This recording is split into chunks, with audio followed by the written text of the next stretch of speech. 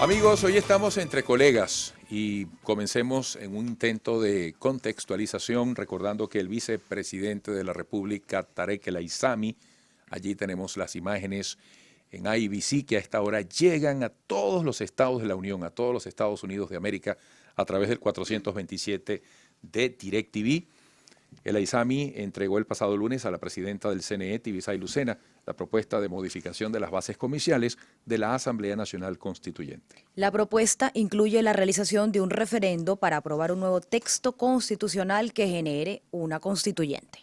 El jefe de Estrategia y Propaganda del equipo del Comando de Campaña Zamora 200, Jorge Rodríguez, entregó la ampliación de propuestas para las bases comiciales para la Asamblea Nacional Constituyente. Vamos a recordar lo que dijo.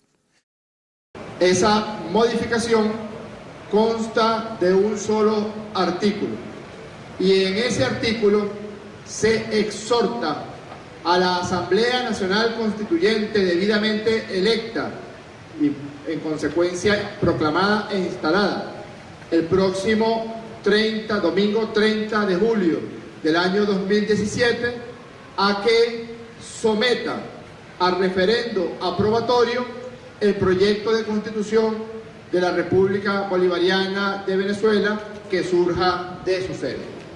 Con eso, insistimos en fortalecer las bases profundas de la democracia vigorosa que vivimos las venezolanas y los venezolanos.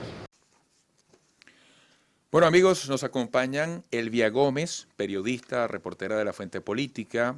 A mi derecha, Hernán Lugo Galicia, periodista del diario El Nacional. A mi izquierda, Pedro Pablo Peñalosa, periodista especializado en La Fuente Política.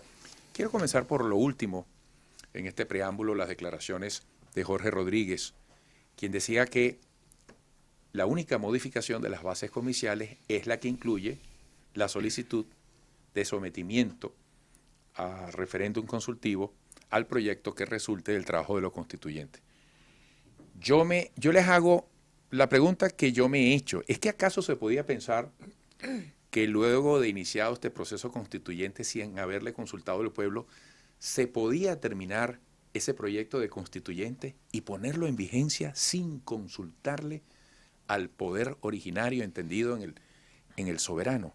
Yo quisiera una reflexión de ustedes. Por favor, se identifican cuando empiecen a hablar. Evidentemente, en el caso de la dama no será necesario Elvia Gómez, pero entre los caballeros, para que la gente que nos sigue por radio sepa quién habla. Comencemos con las damas. Buenos días, Eduardo. Con la dama. Un gusto estar acá con Saúl y Sonsiré compartiendo estas reflexiones tan importantes que tú has estado haciendo en los últimos días sobre la constituyente, ¿no?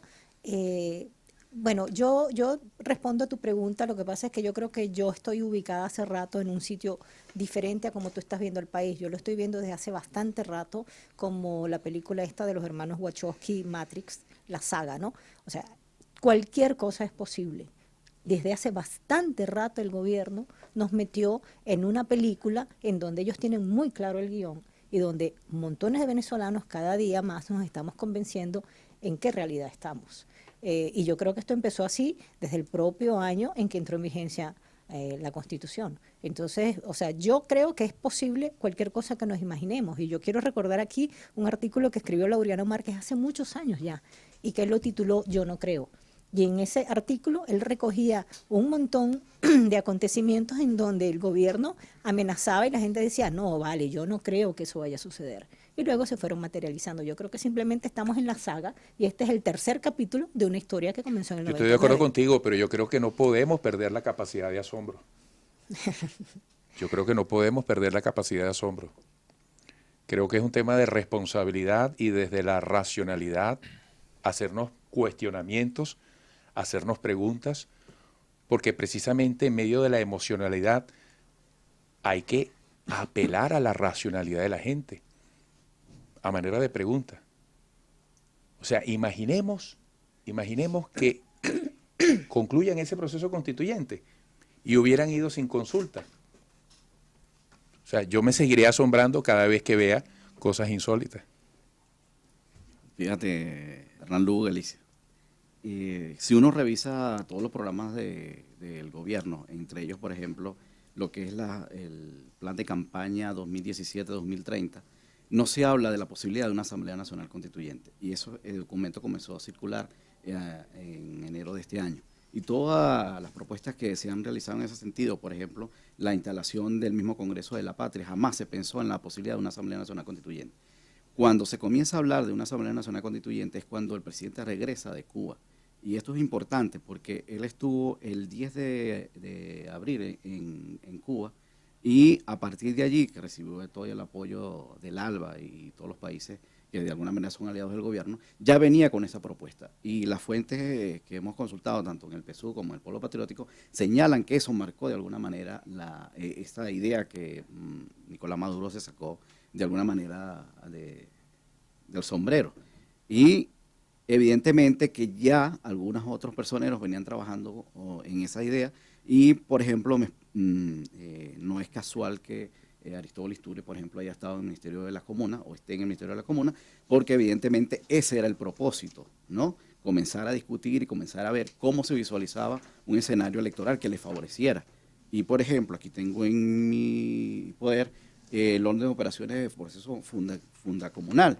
Y ellos te señalaban, por ejemplo, que en el país existen 47.000 consejos comunales, de los cuales 23 están vencidos su vocería. Qué casualidad, el año pasado se prohibió a través de un decreto la actualización de voceros comunales, pero sin embargo en la práctica uno veía como en los barrios, desde Antímano, La Beca, Caricuao, incluso en todo el interior del país, se venían actualizando esta vocería, porque evidentemente allí es donde está, digamos, la trampa, y me explico el por qué.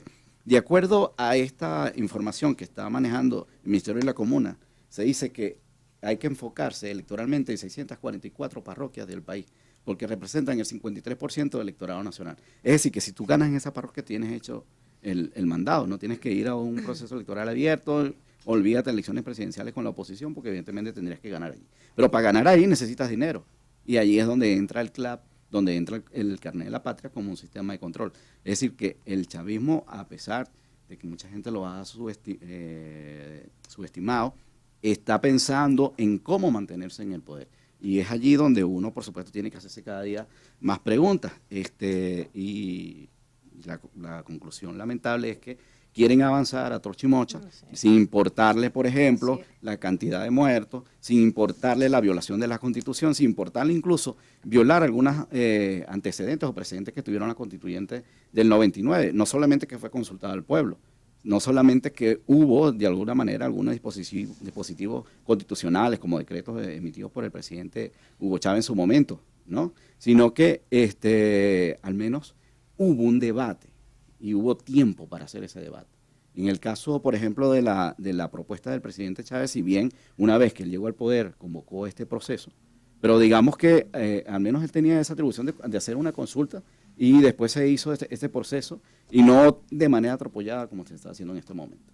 Ahora, ven como un hecho el referéndum aprobatorio, porque fíjate que escuchamos las palabras de Jorge Rodríguez, que fue el encargado de dar la vocería en este acto en el Consejo Nacional Electoral, y él utilizaba el verbo de exhortar, un exhorto a la Asamblea Nacional Constituyente que deberá decidir si aplica o no la consulta popular.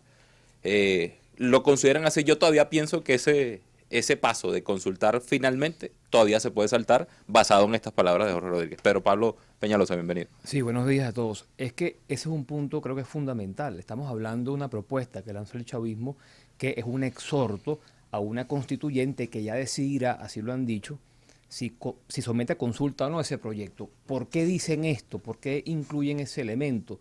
Porque Elías Agua había puesto en duda esa posibilidad. Entonces ellos mismos tienen que salir a decir que sí iba a ser consultado, porque además había generado críticas dentro del chavismo, entre ellas, una quizás de las más relevantes, la de la ex defensora del pueblo, Gabriela Ramírez. Ahora, ¿qué creo que es importante destacar? Que después de ojo sacado, ¿no? Como dice el dicho, entonces tú vas a un referendo sobre el texto que salga de esa constituyente, que no sabemos si es dentro de 2 meses, 3 meses o 10 años, porque no tiene límite de tiempo como no tiene límite de poder.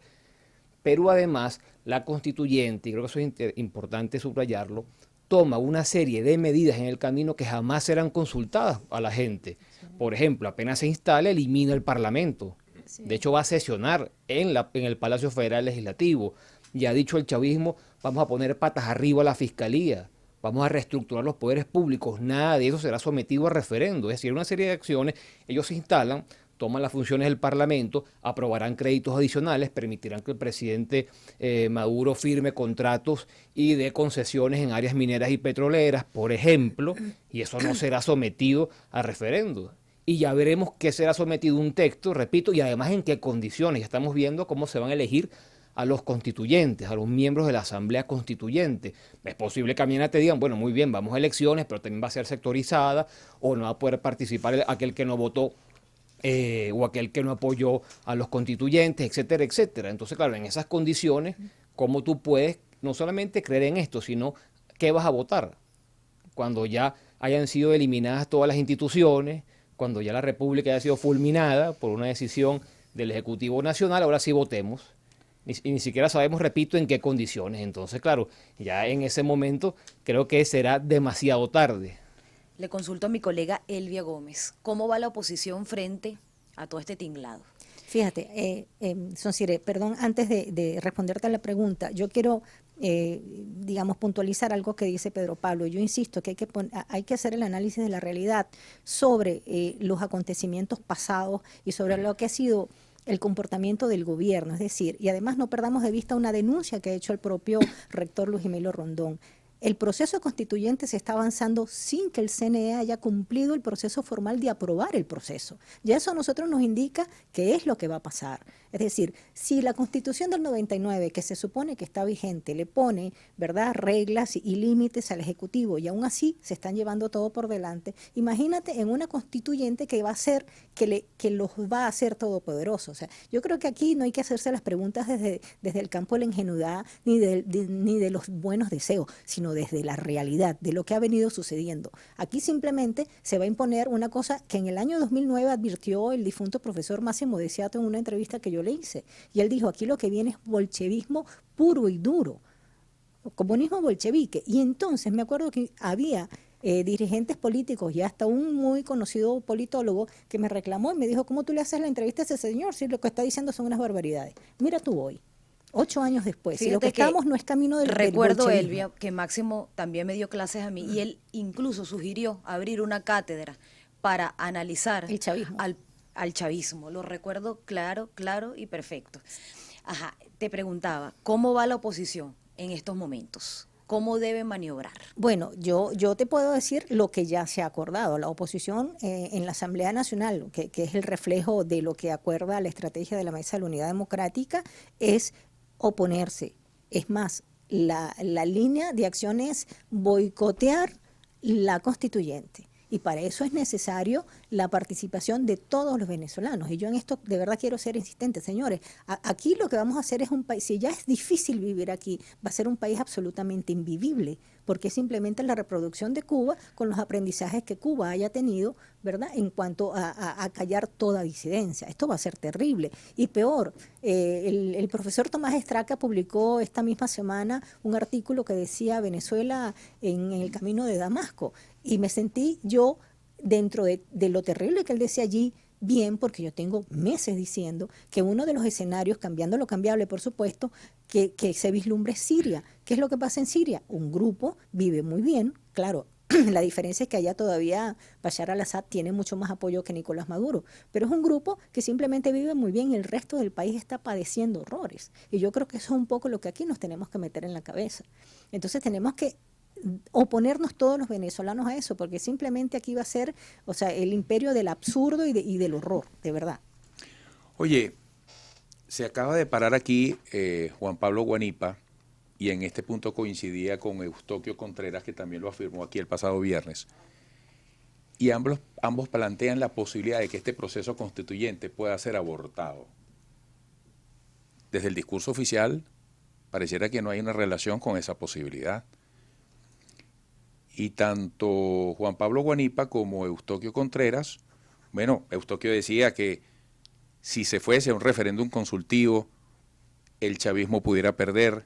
Juan Pablo Guanipa dice que él cree que las próximas semanas, él dice, las próximas semanas serán cruciales. Y hablaba de esa posibilidad. Bueno, estamos hablando entonces de la política, estamos hablando del papel de la oposición organizada. ¿Ustedes creen que esa posibilidad existe? Que este envión, este ritmo embalado con que están impulsando las cosas, no pudiera concretarse en este proceso constituyente?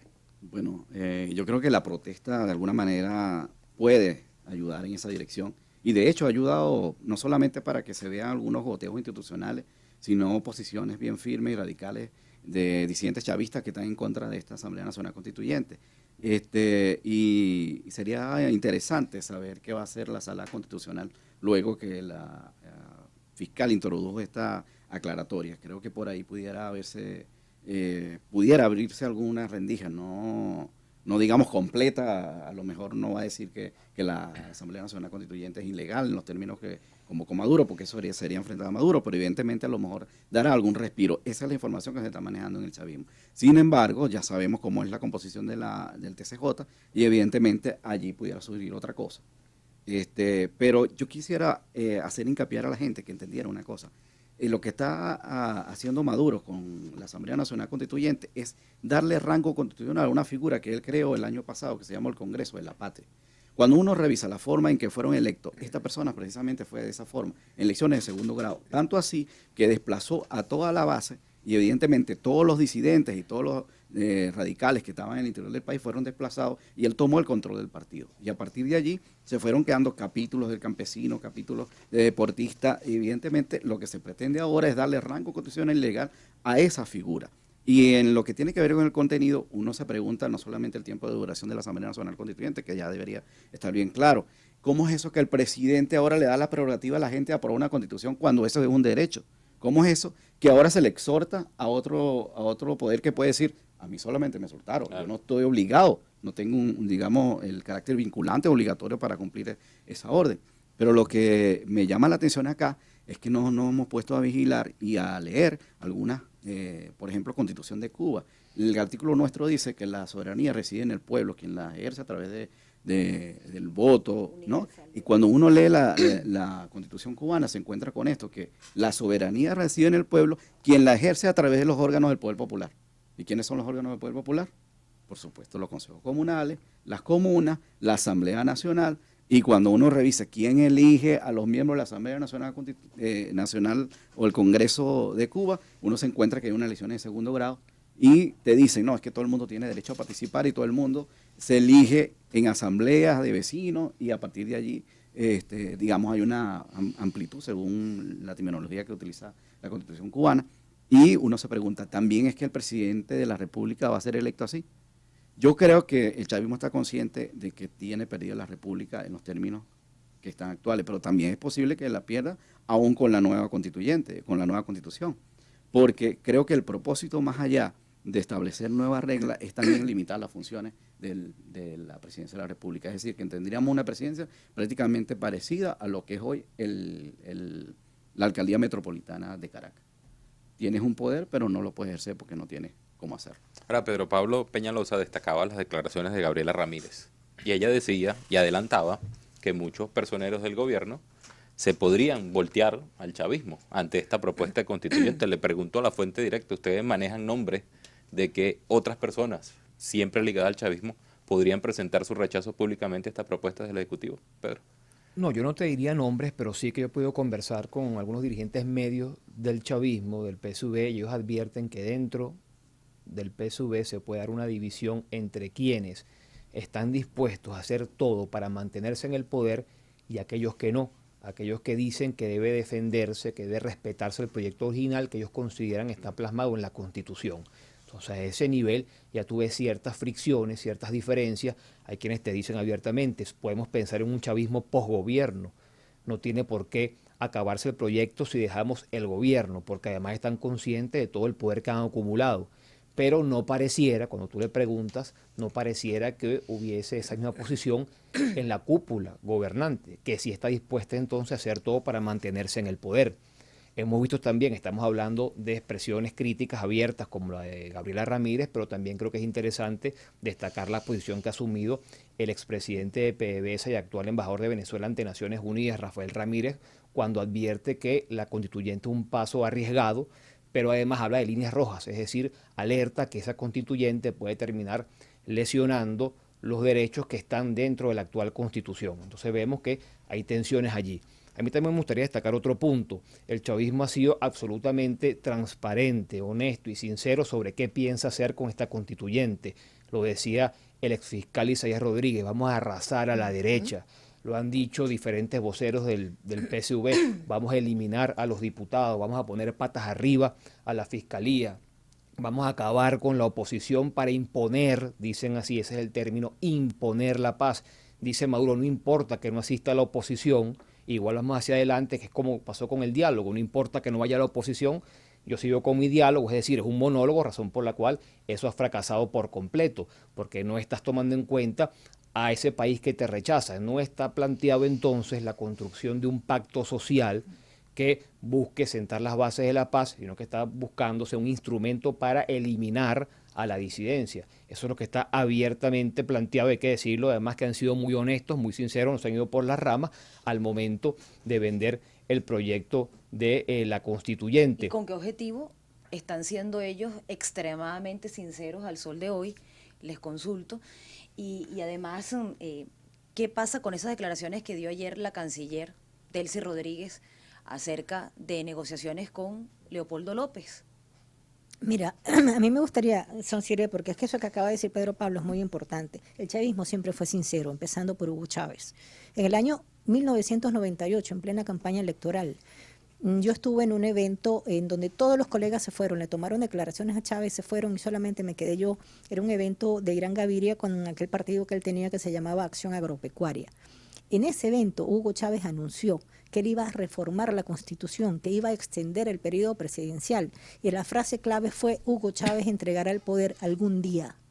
O sea, más claro no canta un gallo. El problema fue que los venezolanos escucharon segmentado su discurso y escucharon los que quisieron escuchar. Pero el chavismo siempre fue muy claro. Y aquí está claro que aquí lo que hay es un proyecto hegemónico, ¿verdad? Ahora, hay una reflexión que yo creo que sería interesante a los efectos del chavismo. Para mí, yo creo que eso está a la vista de todo el mundo. La Constitución de 1999 es una constitución de paquete. Está para ser estrenada, porque desde el mismo momento en que se entró en vigencia, los derechos que están allí concebidos fueron menoscabados o simplemente violentados. En el caso concreto de la prensa, en el año 2002, tan temprano como el año 2002, el Tribunal Supremo de Justicia empezó a aprobar decisiones judiciales que empezaron a limitar la libertad de prensa. Ya en el 2003 se aprobó una sentencia, la 1942, que permitió, que le dio la puerta franca a las leyes de desacato, cosas que estaban vinculadas a las dictaduras del Cono Sur. Es decir, eso que dicen los especialistas, el capítulo de derechos sociales, el más garantista de casi que todo el mundo. Bueno, yo quisiera aplicarlo. Yo creo que el chavismo, los que creyeron que Hugo Chávez era la luz del universo, deberían más bien quedarse del lado de la Constitución y exigir que se cumpla la del 99, porque muy probablemente, ¿verdad? Si esa Constitución se aplica, Venezuela sea un país desarrollado y el chavismo, ese real, ese que creyó en Hugo Chávez, podrá decir, eso se debe a Hugo Chávez y al chavismo. Porque esto que está pasando es una desviación absoluta. El problema es que el chavismo, o mejor dicho, la Constitución del 99, nunca la vimos. Yo no la he visto. ¿Ustedes la han visto? No. Ahora, pero es que puede aplicarse aquella máxima que el chavismo es tan malo que ni siquiera el plan de la patria lo han podido cumplir. Porque hay unas directrices bastante importantes, sobre todo de orden democrático, que dejó establecido Chávez, que no se han podido cumplir, incluso ambientales. Y ahora se está hablando de la explotación del arco minero sin las posibilidades de tener algún control, digamos, del Estado sobre el manejo de esas industrias que van a estar allí, y o no industria, pero sí de los que van a explotar el oro.